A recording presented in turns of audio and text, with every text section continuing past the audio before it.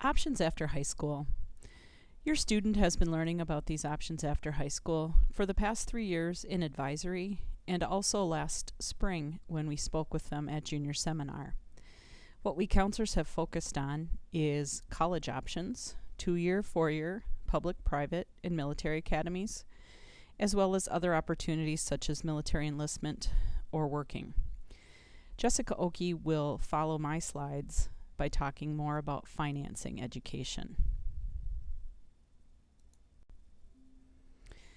2-year public schools in our area include examples such as Normandale Community College, Minneapolis Community Tech, and Hennepin Tech.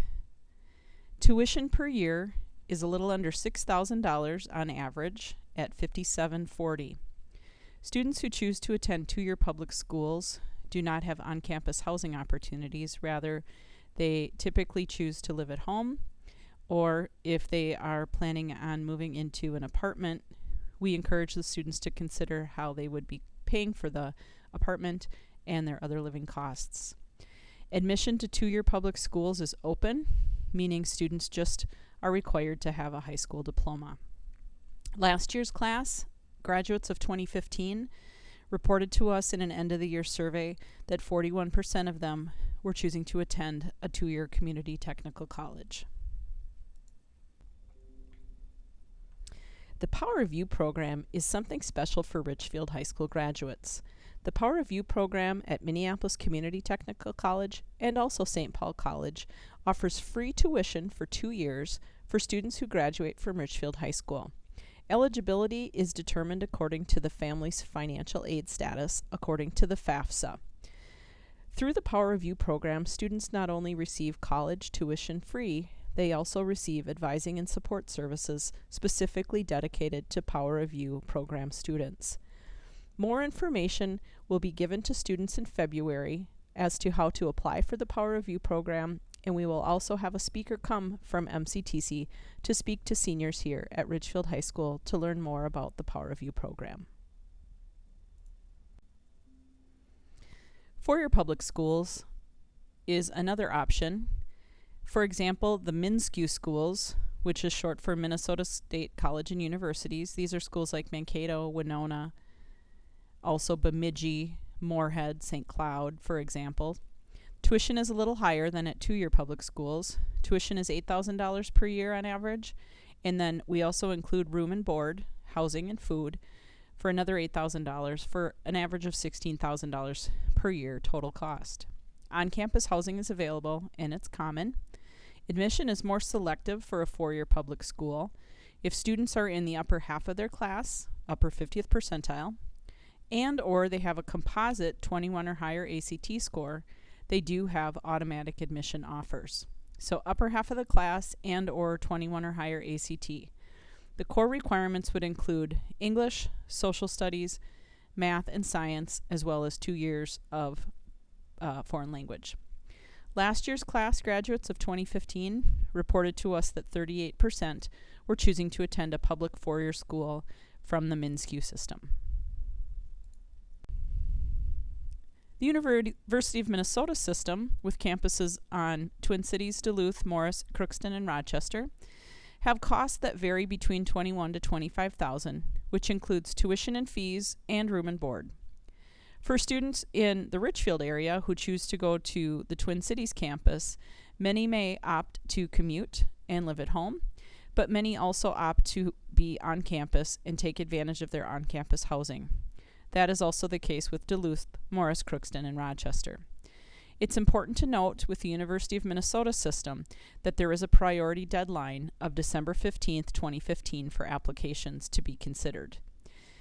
Keep in mind, and we told the students this, that the turnaround time for an answer from the University of Minnesota application system is typically 8 to 10 weeks.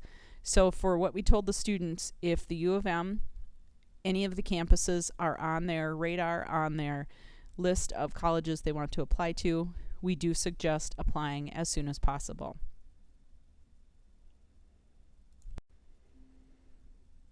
For the University of Minnesota 5 campuses, we have had historically about 10% from each graduating class who has told us they are attending a University of Minnesota school.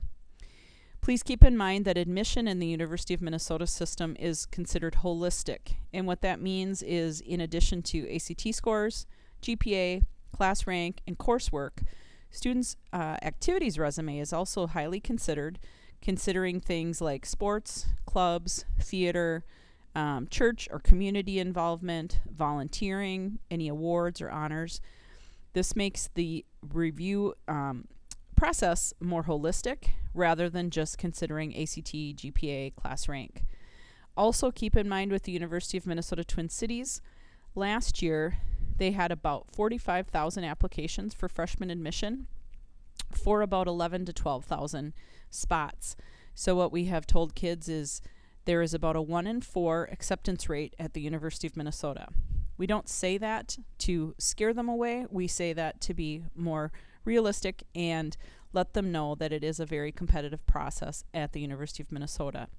Of course, if you have concerns or questions about your student, please don't hesitate to contact your student's counselor. We'd be happy to help you with the University of Minnesota application process. Another option is the four-year private schools. In Minnesota, in our area, St. Thomas, Augsburg are a couple of examples. Of course, we have Carleton, St. Olaf, McAllister, Hamlin, St. Ben's, St. John's, just to name a few. And you can see by the slide between $30,000 and $62,000 per year. The cost will fluctuate between each campus. If your student is interested in a private school, we do highly suggest a campus visit and a visit with the admissions rep, just like we do at the other schools. Please keep in mind that on-campus housing is available. It is common, and for many of the private schools, freshmen are mandatory to be living on campus. Also keep in mind that financial aid can be more readily available as the costs are higher, and many of the private schools have endowment funds from graduates who have donated money back to the school to be able to offer more freshman year scholarships. Admission is more selective. It's also based on holistic review. Of course, they will take into consideration ACT, GPA, class rank, coursework, but then again, like the University of Minnesota holistic review, they will look at the activities, volunteering, awards, honors. Essentially, how is a student spending their time actually outside of school as well as inside of school.